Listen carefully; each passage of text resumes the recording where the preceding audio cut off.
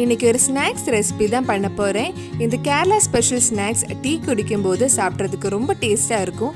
உண்டம்புரி எப்படி செய்கிறதுன்னு இந்த வீடியோவில் பார்க்கலாம். முதல்ல சர்க்கரையை உருக்கி வச்சிடலாம். நான் கிட்டத்தட்ட 100 கிராம் சர்க்கரை எடுத்திருப்பேன். நான் சர்க்கரையை அப்படியே போட்டிருக்கேன். நீங்கள் கொஞ்சம் பொடிச்சு போட்டால் சீக்கிரம் உருகிடும். 3/4 கப்பு தண்ணி ஊற்றிருக்கேன். சர்க்கரை உங்கள் இனிப்புக்கு ஏற்ற மாதிரி போட்டுக்கோங்க. இதுக்கு நான் பழமும் எடுத்திருக்கேன். பழம் ரொம்ப இனிப்பாக இருந்தால் சர்க்கரை கொஞ்சம் கம்மியாக எடுத்துக்கோங்க. 3 பாளையம்கொண்டன் பழம் மிக்ஸி ஜாரில் கொஞ்சம் அரைச்சி எடுக்கலாம். இது கூட 2 ஏலக்காய் போட்டுக்கோங்க. சின்ன ஏலக்காவாக இருந்தனால நான் 4 ஏலக்காய் எடுத்திருக்கேன். அடுத்தது மாவு ரெடி பண்ணலாம். கடையில் இந்த உண்டம்புரி மோஸ்ட்லி மைதாவில் தான் பண்ணுவாங்க. நான் மைதாக்கு பதிலாக 2 கப் கோதுமை மாவு எடுத்திருக்கேன். கொஞ்சம் உப்பு, அப்புறம் நம்ம அரைச்சி வச்சுருந்த பழம் சேர்த்து மிக்ஸ் பண்ணலாம். கொஞ்சம் மிக்ஸ் பண்ணிவிட்டு நம்ம உருக்கி வச்சுருந்த சர்க்கரை கொஞ்சம் கொஞ்சமாக சேர்த்து நல்லா மிக்ஸ் பண்ணலாம். மாவு நல்லா தண்ணியாக இருக்கக்கூடாது, கொஞ்சம் கெட்டியாக தான் இருக்கணும். அதுக்கு ஏற்ற மாதிரி சர்க்கரையை ஊற்றி நல்லா பிசைஞ்சுக்கோங்க.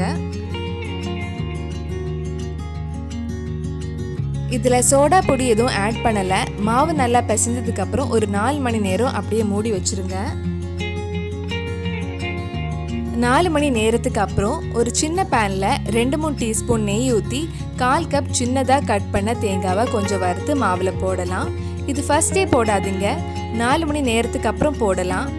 எனக்கு இந்த உண்டம்புரியில் இந்த தேங்காய் தான் ரொம்ப பிடிக்கும். உண்டம்புரி சாப்பிடும்போது இந்த தேங்காய் கடிக்கிறப்ப ரொம்ப டேஸ்ட்டாக இருக்கும்.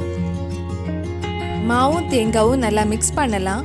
மாவு முன்னாடி இருந்ததை விட இன்னும் கொஞ்சம் கெட்டியாக இருக்குது. இனி பொரிக்கிறதுக்கு எண்ணெய் சூடு பண்ணலாம். கேரளா ஸ்டைல் உண்டம்புரி டேஸ்ட் வரணும்னா தேங்காய் எண்ணெய் யூஸ் பண்ணுங்க. எண்ணெய் சூடானதும் மாவு கொஞ்சம் கையில் எடுத்து உருண்டை பிடிச்சி ஃப்ரை பண்ணி எடுக்கலாம். மாவு கையில் ஒட்டாமல் இருக்க ஒரு பவுல் தண்ணியில் கை நனைச்சிக்கோங்க. லோ டு மீடியம் ஃப்ளேமில் ஃப்ரை பண்ணணும். அப்போ தான் உள்ள மாவெல்லாம் நல்லா வெந்து இருக்கும். ஒரு சைடு வெந்ததும் மெதுவாக திருப்பி போட்டு இன்னொரு சைடு வேக வைக்கலாம். உண்டம்புரி எப்போதுமே கடையில் வாங்குறப்ப டார்க் ப்ரௌன் கலரில் தான் இருக்கும். இதுக்கு முன்னாடி கேரளா ஸ்டைலில் பழம்புரி எப்படி செய்கிறதுன்னு வீடியோ போட்டிருந்தேன். அந்த வீடியோ நீங்கள் இன்னும் பார்க்கலன்னா அதோட லிங்க் கீழே டிஸ்கிரிப்ஷன் பாக்ஸில் இருக்குது. மறக்காமல் அந்த வீடியோ போய் பாருங்கள். உண்டம்புரி கொஞ்சம் டார்க்காக இருக்குது. இப்போ எடுத்துடலாம். இதே மாதிரி மிச்சம் இருக்கிற மாவுலையும் உண்டம்புரியை ஃப்ரை பண்ணலாம்.